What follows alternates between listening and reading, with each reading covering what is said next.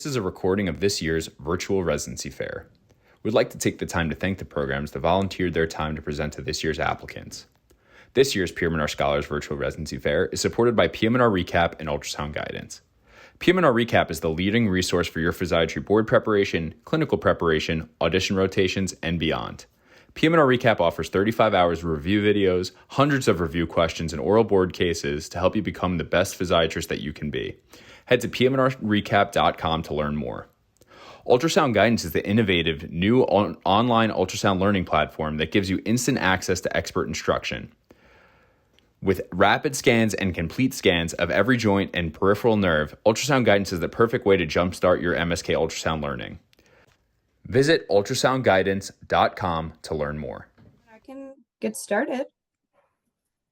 So I always feel compelled, but excited to start with our name, which is obviously a bit unusual, but I think tells a lot of our history, a story of who we were, but also who we are today. And so our program was actually started in 1891 by a kind of pioneering group of women who initially just wanted to fund a single hospital bed on the acute care side for people who weren't able to afford healthcare. And so, legend has it that just a small purse was passed around between women named Mary, which was the most common female name at the time in West Michigan. And they were asked just to kind of give what you could, put in a dime. And from that initial just spare change, they were able to finance this single Mary free bed. From there, we've grown many times over, right? From the acute care setting to the rehab setting, initially specializing in pediatric orthopedic rehab, and then transitioning to adult care kind of in the 50s and 60s. But throughout that growth, we've maintained ties to our humble beginnings. And as an homage to those original women, we actually are still governed by a guild of female leaders who have built out from this single bed the largest not-for-profit rehab network in Michigan. So at this point, and this side is even different than it was a year ago, we continue to grow and multiply.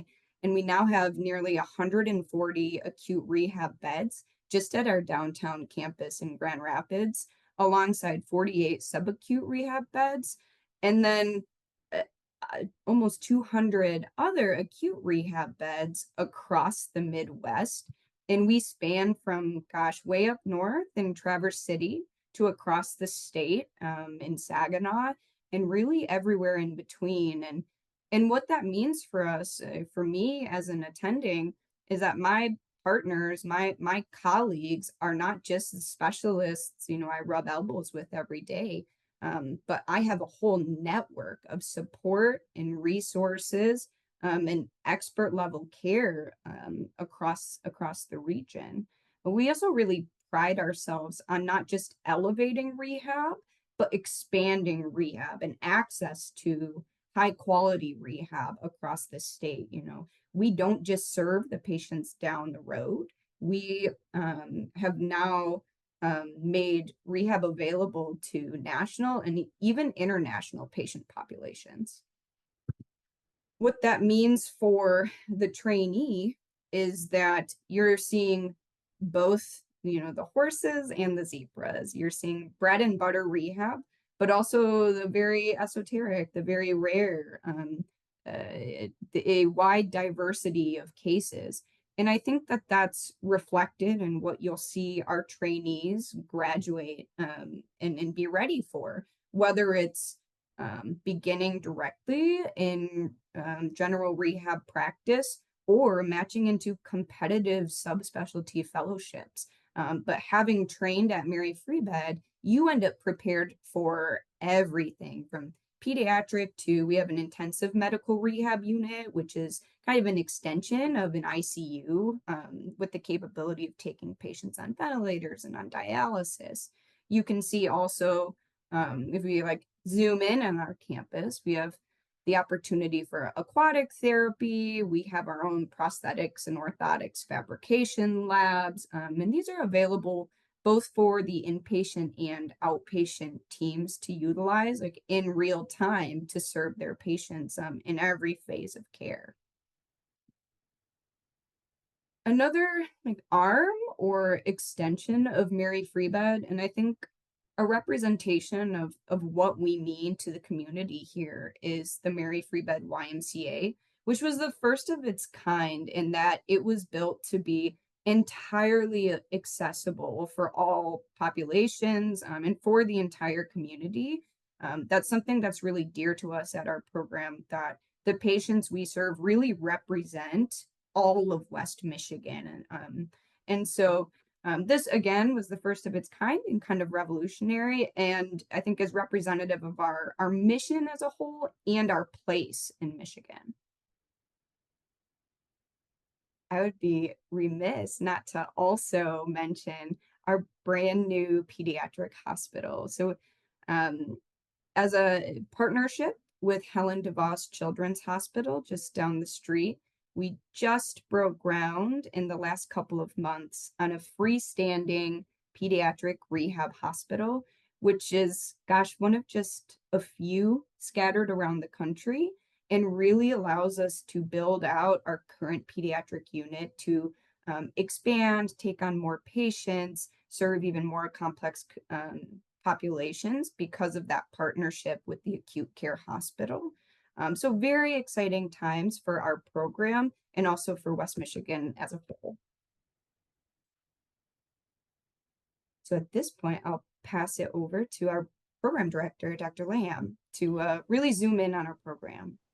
Awesome. Thanks, Dr. Isaac. So, as Dr. Isaac was highlighting, we really end up with a diversity of patient care experiences that, because we're one of the largest freestanding rehab hospitals in the country, you get a really strong inpatient exposure, taking care of a wide range of patients and their diagnoses.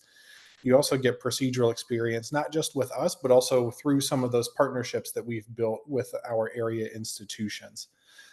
We also have a pretty diverse faculty in terms of kind of their background and training, and then also in their stage in career. And where that's really helpful is the early career physiatrists are a little bit more relatable to residents and students. They've just recently gone through board exams and they can kind of give some guidance there.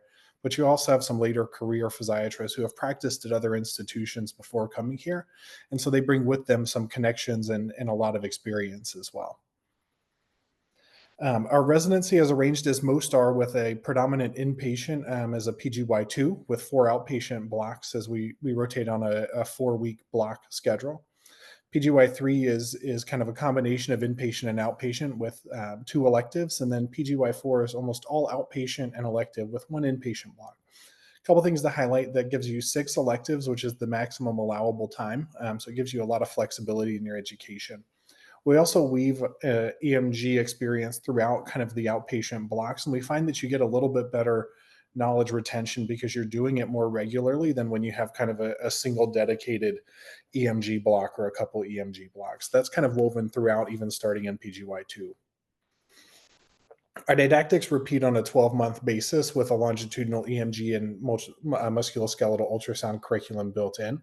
We're currently in our anatomy block at the Michigan State College of Human Medicine. So we go over and work with prosected cadavers and really learn the anatomy up close and in person. And we also partner with industry where it makes sense, such for additional injection or anatomy cadaver lab experience, toxin reconstitution, baclofen pumps, et cetera. But I think that, curriculum is one thing, but I think our resident team is incredibly strong. We work really hard to pull a really great group of folks into the resident room. This highlights some of our current residents, also some of our graduates as well.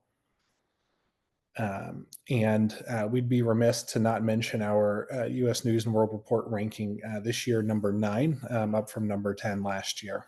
This is a shot of some of our team celebrating that ranking. Some unique attributes to our program that we want to highlight: we utilize an overnight home call program. It averages out to about 1 overnight call per week as a PGY2 and 1 weekend per month, and that kind of reduces as you progress in training.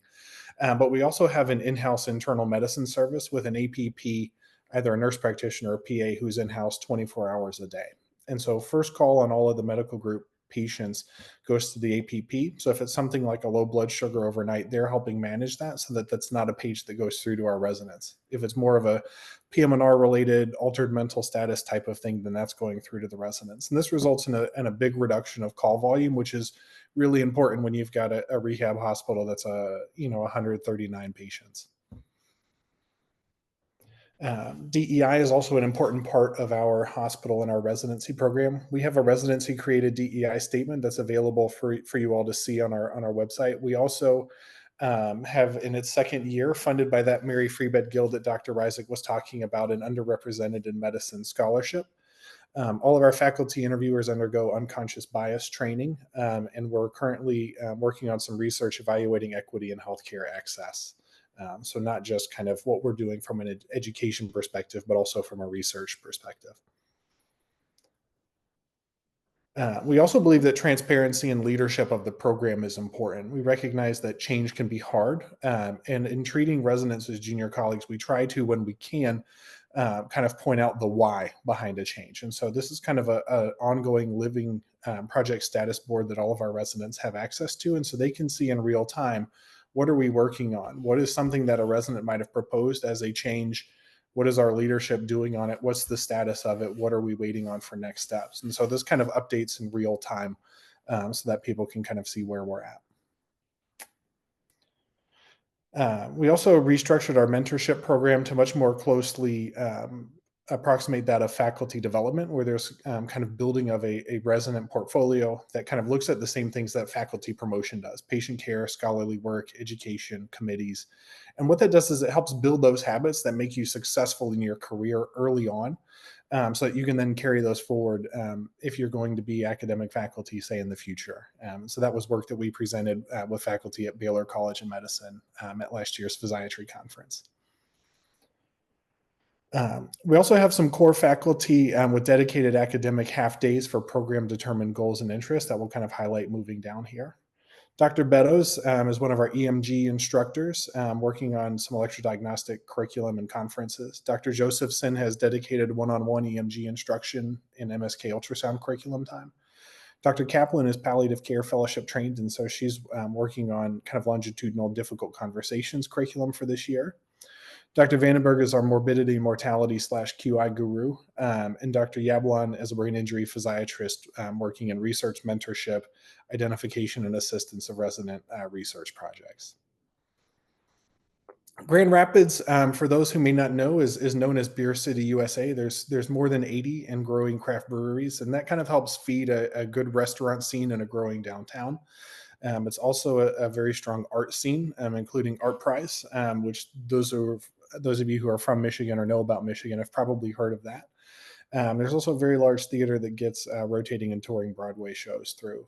So my wife works in the arts here, and we've both been very impressed with kind of the access that Grand Rapids provides.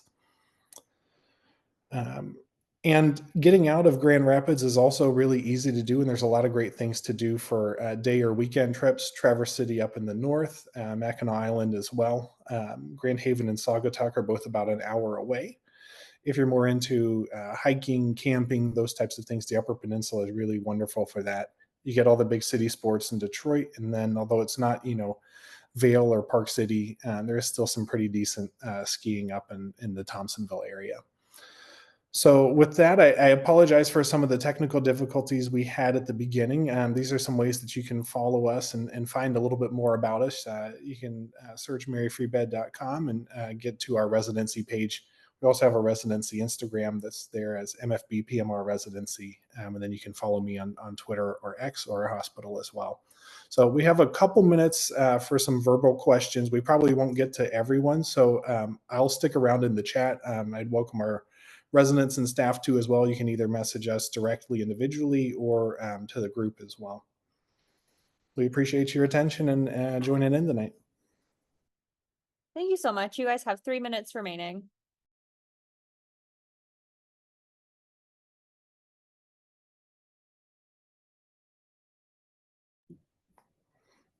While we're kind of waiting, if there's any questions coming in, we will kind of, as most residency programs are doing, we're pledging for transparency in the application process. So all of you will know kind of what your status is with the program. Once we get through full application review, we will only offer the number of interview slots that we have interviews available. And we will let everyone know kind of their status in the program the entire time.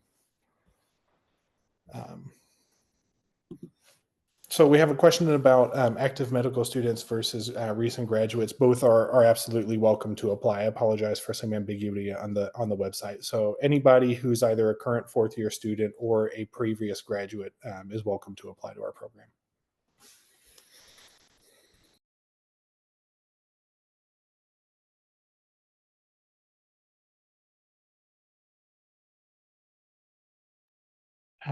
Briefly, for the point that was asked about the action items list that was added for transparency, what does it look like for informing what is a measure of completion for some of these items or giving updates on the status? Is it something that's to be checked on, or are there reports given? Just kind of seeing what that looks like.